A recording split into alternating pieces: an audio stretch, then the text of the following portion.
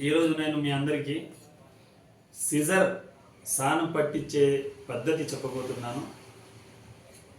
చాలామంది ఆ సాను పట్టించే మిషన్ తీసుకొచ్చి ఇండ్ల కాడికే వచ్చి, కొంతమంది అనుభవం ఉండే వాళ్ళు ఉన్నారు, కొంతమంది అస్సలు అనుభవం లేని వాళ్ళు ఉన్నారు.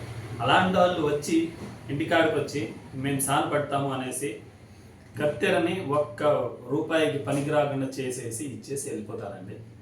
సో అలాంటి వాళ్ళతో జాగ్రత్తగా ఉండండి.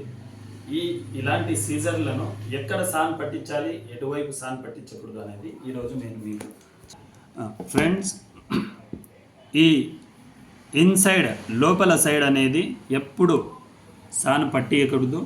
పేపర్ కానీ ఏదన్నా ఆకురాయి కానీ ఏది తీసుకొని ఈ ఇన్సైడ్ అనేది లోపల సైడ్ అనేది రుద్దకూడదండి.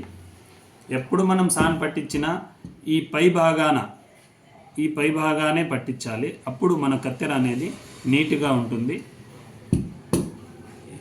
ఈ రోజుల్లో కొత్త వాళ్ళు వచ్చి మేము సాన్ పట్టిస్తామనేసి ఈ లోపల సైడ్ కూడా పట్టేసి అస్సలు పనికి రాకుండా కత్తెరని రూపాయికి పనికి రాకుండా చేసేస్తారు.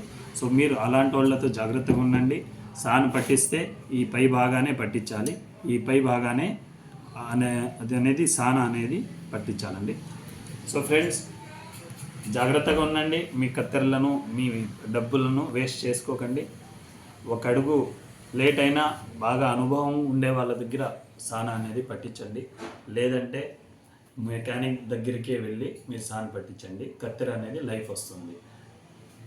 సో ఫ్రెండ్స్, మా ఛానల్ను సబ్స్క్రైబ్ చేయండి. మీకు ఏదన్నా పర్సనల్ మీ మిషన్ సమస్యలు ఏదైనా ఉంటే మా కామెంట్ రూపంలో తెలియజేయండి.